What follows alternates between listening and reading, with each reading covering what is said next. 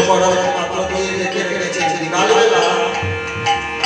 বাড়িতে এসেছেন কর্তা বাড়ির কর্তা এসেছেন এসে বলছে হঠাৎ করে চোখ পড়েছে পাতার দিকে বলছে পাতার মধ্যে কি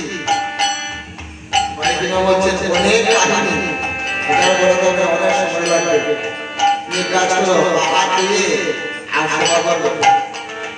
বলছে না না এটার মধ্যে কি নাকি প্রসাদ এই আমাদের এলাকায় বসত আমাকে একটু দাও তো কোনদিন তো আমি প্রসাদ গ্রহণ করিনি কোনদিন তো আমি আজে বাজে জীবনটা কাটিয়ে দিলাম একটু প্রসাদ দাও এই বলে বাড়ির কর্মকর্তা একটা প্রসাদ নিয়ে গেলেন এমন স্বাদ বাড়িতে তো আমরা অনেক কিছু খাই এত স্বাদ দিনে দিনে খেয়ে দেখো এই বলে কেটে দেবে স্বামী বলে এত স্বাদ আমি কোনোদিনই পাইনি আমি তো দিয়েছি তোদের চাল যদি ভালো চাল দিতাম আমার ঘরে থেকে তবে কতই না স্বাদ হতো এই দেখেন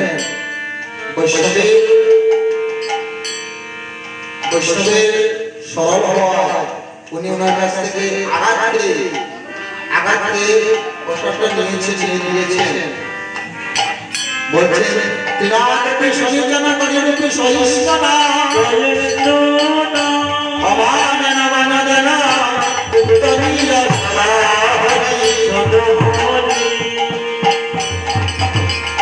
বলছে তিন অবস্থায় নিচে বলতে হবে তিন অবস্থায় অবকাশ গাছের উপরে যেভাবে পা দিলে গাছটা পাতা করে পা দিলে গাছটা সোজা হয় সেভাবে বৈষ্ণব হতে হবে